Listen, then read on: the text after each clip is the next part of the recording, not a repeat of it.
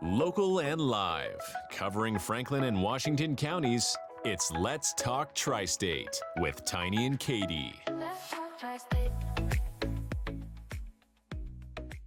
Welcome back to Let's Talk Tri-State, powered by Home Right Windows. Doors the right choice. Winner in the 2024 Best of the Tri-State Awards. We have Donnie here, who's the mayor of Smithsburg, and he's just been causing us to be rolling here when we're all fair. So we're going to compose ourselves. Bringing it back together here. We're going to get back and talking about Smithsburg. Now, the last time you were here, Donnie, we were really focusing on the fall and all the events you had coming up, but now we're really getting into more of the holiday spirit and season. So what's going on in Smithsburg? Well, we just, again, like we did the last time, we'll talk past and then we'll move forward. How's that? Love it. So on Monday, we had our Veterans Day ceremony. We had Lieutenant Colonel Michael Bowers from Hagerstown come out and speak. Gave a very encouraging speech, not only about the amount of veterans that we see in our community, sprinkled through our communities, the engagement that they do when they come back home, but also after the election that we just had about a week or so ago, of really trying to unite between those that you may disagree with. We're not enemies. We're all in this together. So it was a very good, encouraging message.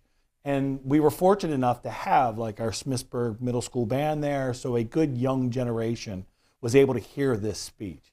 So we did that. Great weather, great speech, great ceremony. And then you're right, we're getting ready to transition into our winter events. And just lucky enough, I brought some of that information with me today. Wow. Yeah, I even had to make notes, right? It's like we had an idea what we were going to talk about. That, and the first thing that goes is the memory. So I was like, okay, I better go ahead and write this stuff down. So Smithsburg is no different than any other community this time of year, trying to put on events. We talked a little bit about some of the things that we did in the fall.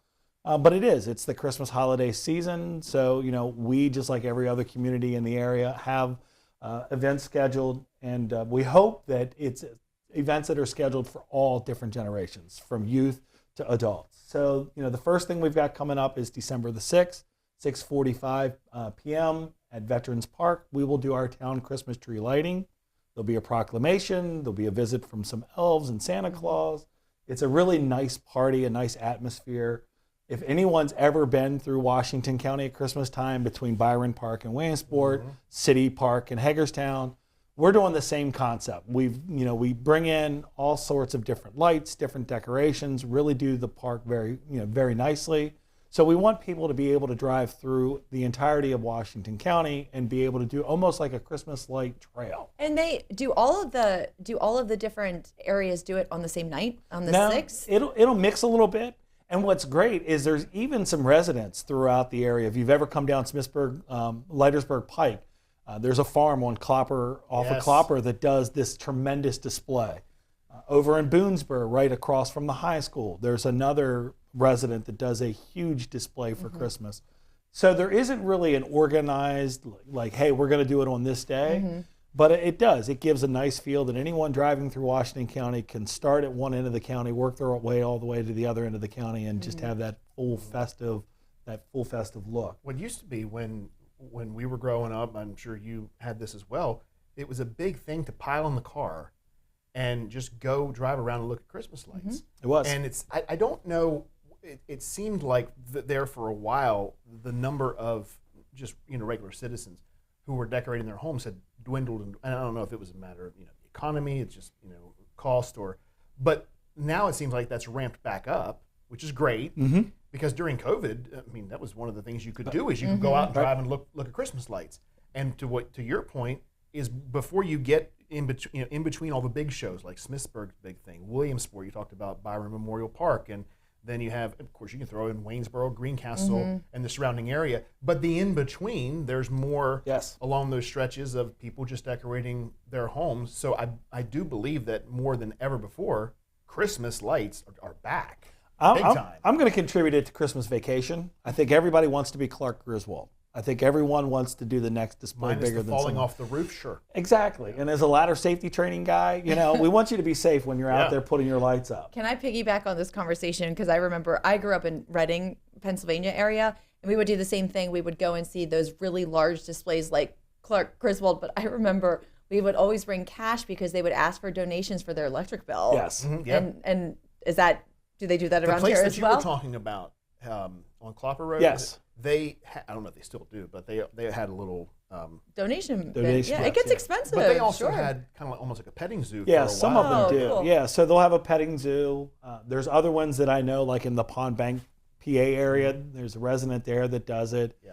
They have it affixed to a radio station, so you can actually hear the Christmas music that's that's in concert with their lights. Someone close to us does a doctor in Waynesboro does the same Yeah, thing. It's so beautiful. Wow. I think the bigger thing is post-COVID. I think we've all kind of rallied around, like we did lose some of that where we Yeah. couldn't be with family and friends. We couldn't do those things. And that was like that one outlet that we could do, which was just jump in the car and ride around. And I agree with you. I think that was a memory gone by that is making its return. Yeah. And that's a great thing, right? Oh, yeah. So whatever your denomination is, whatever you celebrate at the holiday season, this is actually the time to get out and do those things and be part of that family. And again, we in Smithsburg are trying the same thing of making sure that we've got plenty of activities to do. I've already mentioned our tree lighting ceremony. Our fire company, our Smithsburg Volunteer Fire Company, will have its breakfast with Santa the next morning from 7:30 to 10 at their fire hall. We do a in-town Christmas party for our residents. Oh, fun. December the 2nd, I believe the last time I was here, we were talking about the Cinnamon Bun Fun Run and how we Yes. have Oh, runners and the proceeds that go towards our Shop with a Cop. That'll be December the 2nd. Looks like we're going to be able to do about 40 to 50 families where we can take kids up to Walmart and have them shop. They have to buy a hat, gloves, and coat. And then anything left over they can spend on their family members. So we'll be doing that again this year. I know members of the mayor and council, along with our staff, are going to go down and work at the pantry, our local pantry in town, in conjunction with Tabitha's Table. Again, I didn't realize, Smithsburg is one of the most affluent communities in Washington County, but there is still that need. And from what I heard, she told me that the numbers have doubled in the last year or two of those in the Smithsburg area. Maybe not so much in Smithsburg town, but in that area that are struggling. So while we start to see some recovery out there, it's still affecting a lot of families and a lot of, especially this time of the year. When it can be a trickle effect as well. Yes. Sure, there's going to be upswings and ebbs and flows, and it's just sometimes the ebb takes a bit more It does. time to get to you, but it's so wonderful that you have the ability, and good on the police officers and the fire staff for even participating in that. And I'm sure they're not only are they giving of their time, but that they're going to be giving of their money too. And Absolutely. that's just the kind of people that they are. And we're small enough in our community that when there's one in need, we jump in Yeah. and help as much as we can. Whether it's been a family traumatic incident with a house fire Right. or displacement because of unemployment or whatever, our community has always rallied in and helped. And that's the great thing about a small town. Not that it doesn't happen in larger towns, but it seems to be amplified in smaller towns. And Smithsburg is symbiotic of that, right? Sure. We really enjoy our small town feeling. We really enjoy, especially this time of the year. And even though the holiday spirit's coming around, there is still much work to be done, right? Government never ends. Right. There's always demands for services, and we try to do our very best to make sure that we can meet those needs. This month, Maryland Municipal League, which is an organization that is dedicated to the 157 municipalities in the state of Maryland. We just had our fall conference in Cambridge, Maryland, but this month is Workers Month. It's MML's Government Awareness Month. So again, it is to call out all of the work that the police and public works people and inside the office people do. So this time of the year is really about celebrating not just the holidays, but everyone during the course of the year that have really put in the time and effort. So. Does Smithsburg do a parade? So they used to do a small parade a few years ago, but like with a lot of those, I know Greencastle always has their large one, and Hagerstown for a few years would have a Christmas parade. It just became taxing, Sure. because you're asking volunteers to organize it. It's a lot of work. And Yeah. then, a lot of the schools are out, they get their Christmas break. It's hard to get your marching bands back in. So we stopped doing that. I'm going to say probably about 10 years ago we stopped doing that. I remember being in that one, driving the station vehicle through that. Yeah. Yeah. So- We parked up at the high school and the middle school, and then. Yep, you made the little loop down. Yeah. So and like I said, it just became, our Smithsburg Community Activities Commission tried to take that over. And again, you're looking at 4 or 5 volunteers that have full-time jobs, and it's tough to organize. There was one point in time when I was serving on the council that we joked that we were like the town of parades. I mean, it was almost every month we were averaging some sort of parade. Mm-hmm. So those things are gone, but we've filled that void with other opportunities to get out and really see the community. Is that, you mentioned a Christmas party for the residents? Yes. Is that kind of in place of a parade type of So event? it used to all tie in together. We would do the tree lighting the Friday before, then we would do the parade in the morning, and then that would roll right into the children's Christmas party that evening. So again, the Smithsburg Community Activities Commission puts that on. It's for in-town residents. So I believe in most years we've had anywhere between 40 to 60 kids come to this.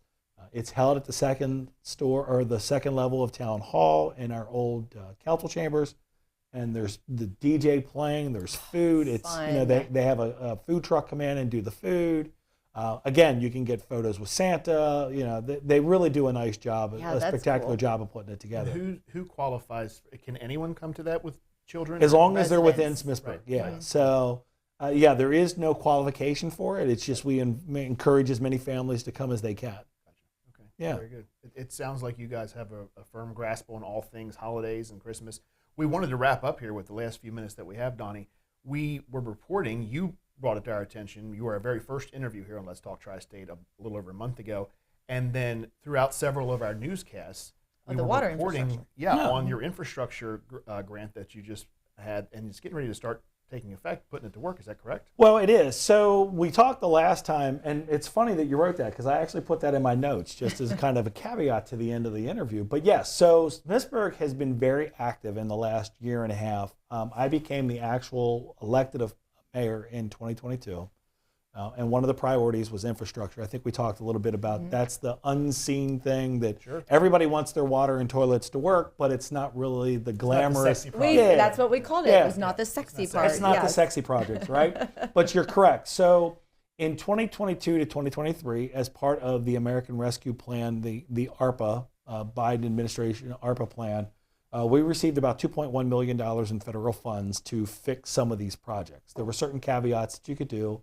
We probably spent close to $60,000 to $70,000 on nonprofit groups that could come in and qualify. If they qualified, they would get not necessarily a grant. It was just an offset for any losses they may have occurred because of COVID. Right. So when they couldn't fundraise, they couldn't do their typical revenue generating programs, ARPA was there to kind of fill that void.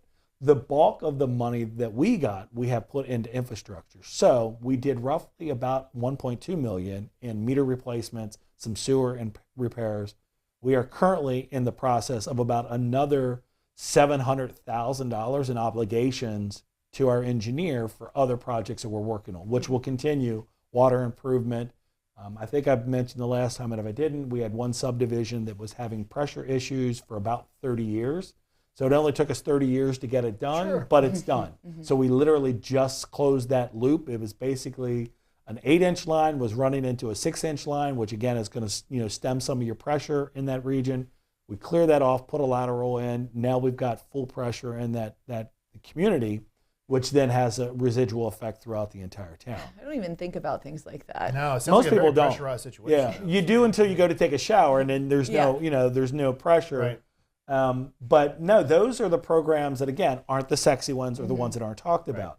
We continue to do those. I just talked to the town manager on the way in today. We've got another task order that we want to do for about another $80,000 in sewer repairs.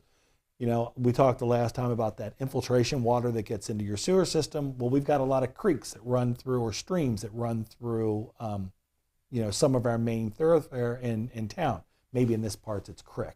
That's what my dad, right. But yeah, so they're probably going, creek, what's a creek?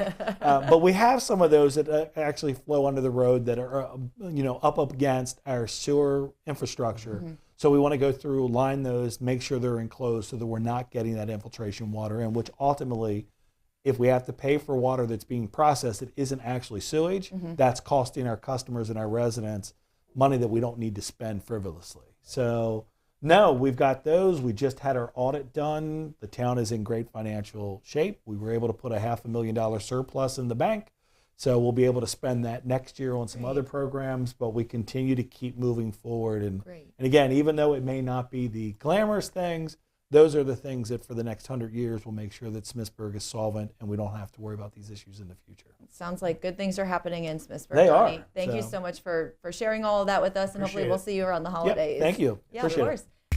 If you'd like to be featured on an upcoming episode of Let's Talk Tri-State, call 717-597-9200 or email letstalk@921thegoat.com.